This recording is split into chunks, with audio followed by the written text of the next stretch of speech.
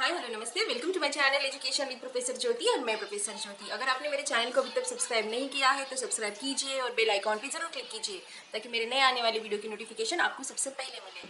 So welcome once again to my channel. आज की video में हम बात करने वाले हैं स्टिमुलेशन वेरिएशन के बारे में। ये जो स्किल है उसे चेतक बदल भी कहा जाता है, यानी कि जो टीचर होता है उसने अपनी टीचिंग में अलग अलग टाइप के चेंजेस करने हैं अपनी बॉडी लैंग्वेज में। उसे कैसे बोलना है, उसके हाव भाव कैसे होने चाहिए, उसके मूवमेंट्स कैसे होने चाहिए, इन सब के बारे में आज के स्किल में हम बोलेंगे। तो ये स्किल बहुत इंपॉर्टेंट है। फर्स्ट जो पॉइंट है वो है जेस्चर ऑफ टीचर, यानी टीचर के हाथों के मूवमेंट।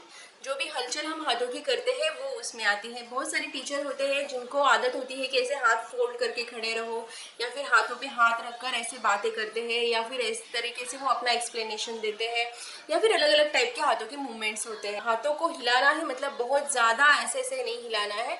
तो जितना ज़रूरी है, अपना जितना कितना कंटेंट है उसके अकॉर्डिंग आपको हाथों को मूवमेंट करना होता है। स्टूडेंट को आपको कुछ चीज़ें इमेजिन करने के लिए बोल रहे हैं, जैसे कि कोई फ्लावर के बारे में सिखा रहे हो, या फिर किसी माउंटेन के बारे में सिखा रहे हो, ऊंचाई के बारे में सिखा रहे हो। उस टाइम पे जितना ज़रूरी है उतने ही हाथ टीचर को मूव करने हैं, उनकी हलचल करनी है, ताकि स्टूडेंट का ध्यान उनके सिर्फ टीचर के हाथों पर न जाकर जो टीचर बता रहे हैं उसकी सीरियसनेस क्या है उसके ऊपर भी जाने चाहिए। यानी साइकोलॉजी पॉइंट ऑफ व्यू से अगर हम देखें कि हम बहुत ज़्यादा जब हाथों की या पैरों की मूवमेंट करते हैं उस टाइम पे ये कंसिडर किया जाता है कि ये जो भी सामने का पर्सन है वो कंफ्यूज है या फिर कॉन्फिडेंस उसमें लो है।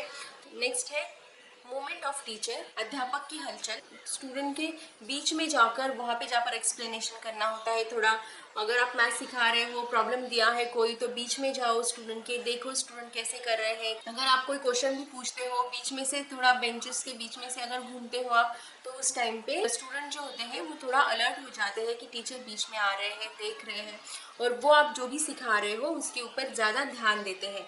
इसी वजह से हमें अपने मूवमेंट्स करने होते हैं। बीच में किसी स्टूडेंट को कुछ पूछ लो तो इस वजह से क्या हो जाता है कि आपका ध्यान पूरी क्लास के ऊपर है, ये स्टूडेंट को समझ में आता है। एक या दो बार आपको बीच में जाना है, स्टूडेंट को आपको अलर्ट करना है कि मेरा क्लास चल रहा है और आपको मेरी तरफ पूरी तरीके से ध्यान देना है। नेक्स्ट है चेंज इन इंटरेक्शन पैटर्न, यानी हमारी जो आवाज़ है उसमें हमें बदलाव करना है। कहीं आवाज़ हमें ऊंची रखनी है तो कहीं नीचे लेके आना है, एक पैटर्न बनाकर उसमें बात करनी है।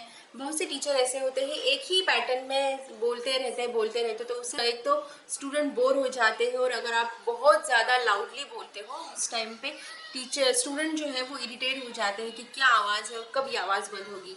तो वैसे हमें नहीं करना है। जैसे हमारा कंटेंट है, अगर पोएम है या फिर कोई थ्योरी आप प्रेजेंट कर रहे हो या फिर कोई आप प्रॉब्लम दे रहे हो, कोई साइंस का भी है, जैसे आपका कंटेंट है उसके अकॉर्डिंग आपकी आवाज़ में वेरिएशन होनी चाहिए। आपकी आवाज़ उसी तरीके से चढ़ाव और उतार पर होनी चाहिए। जहाँ पे आपको मध्यम स्तर पर आवाज़ को रखना है वहाँ पर मध्यम स्तर पर। लेकिन जब भी आप एक्सप्लेनेशन कर रहे हो या फिर कोई स्टोरी बच्चों को सिखा रहे हो उस टाइम पे आपको अपनी आवाज़ में उस डायलॉग के साथ ही वेरिएशन लेके आने हैं।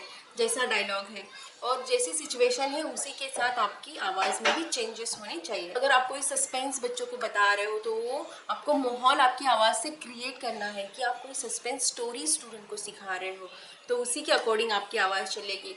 अगर आप कोई मैथ्स का कुछ सिखा रहे हो तो आपकी आवाज़ बड़ी भी होनी चाहिए और स्पष्ट भी होनी चाहिए कि नंबर्स जो है वो स्टूडेंट को समझ में आने चाहिए। आप जो भी स्टेप्स बच्चों को सिखा रहे हो वो स्टेप्स उनके पास पहुंचने चाहिए। सिखाते सिखाते आपको किसी चीज़ के ऊपर स्ट्रेस देना है या वेटेज देना है तो वैसे ही गंभीरता आपकी आवाज़ में भी होनी चाहिए। इसी के साथ अगर कोई आप फनी चीज़ सिखा रहे हो बच्चों को या फिर कोई फन लेकर आना चाहते हो आपके टीचिंग में, तो वो उस तरीके से आपकी आवाज़ में चुलबुलाहट होनी चाहिए। नेक्स्ट है चेंजेस इन सेंसरी फोकस, यानी संवेदनात्मक बदल।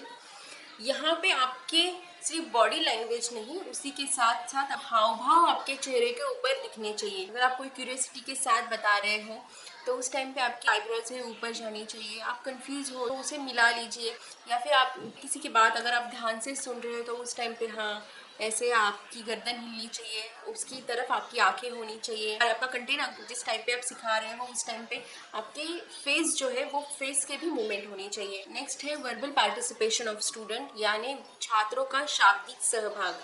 शाब्दिक यानी शब्द यानी बोलना, वर्बल पार्टिसिपेशन आपके टीचिंग में आपको स्टूडेंट का करवाना है। तो आप स्टूडेंट को डेफिनेशन पूछो, क्वेश्चंस पूछो, जो भी आपको स्टूडेंट को पूछना है, जो भी स्टूडेंट बोलकर आपकी टीचिंग में पार्टिसिपेट लेते हैं उसे वर्बल पार्टिसिपेशन कहा जाता है। नेक्स्ट है एक्टिव पार्टिसिपेशन ऑफ स्टूडेंट यानी कृतज्ञ सहभाग, यानी स्टूडेंट जगह से उठकर आपके पास आते हैं और अपना जो भी एक एक्ट करते हैं, यानी फलक के ऊपर कुछ लिख दिया, कोई प्रॉब्लम है उसे सॉल्व कर दिया, या फिर आपने मैप निकाला है स्टेट उसका कैपिटल दिखा दिया, या फिर आप जो भी मैप में दिखाना चाहते हैं वो दिखा दिया। एक्सपेरिमेंट करते हो, स्टूडेंट आकर उसमें कुछ पार्टिसिपेट लेते हैं, कुछ भी एक्ट करते हैं, उस टाइम पे वो एक्टिव पार्टिसिपेशन होता है स्टूडेंट का, यानी कृतज्ञ सहभाग। नेक्स्ट है वो है आई टू आई कॉन्टैक्ट। जब भी आप स्टूडेंट्स को देखो, उनकी आंखों में आंखें डालकर देखो, किसी के भी साथ आप जब बात करते हो या फिर कोई अपना मुद्दा उनके सामने रखते हो, तो उस टाइम पे आप आंखों में आंखें डालकर अगर बात करोगे, आई टू आई कांटेक्ट आपका होगा, तो आपका कॉन्फिडेंस कितना है वो सामने वाले को पता चलेगा। इसी के साथ आपका इंटरेक्शन स्टूडेंट के साथ, अपनी टीचिंग के साथ अच्छी तरीके से होगा। ओवरऑल एक टीचर का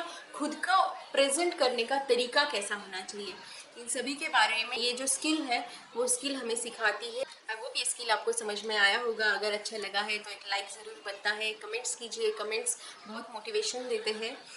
उसी के साथ चैनल को सब्सक्राइब कीजिए, बेल बटन पे ज़रूर क्लिक कीजिए ताकि मेरे नए आने वाले वीडियो की नोटिफिकेशन आपको मिले। और ट्विटर और फेसबुक और इंस्टाग्राम पर मुझे ज़रूर फॉलो कीजिए। Thank you very much for watching my videos.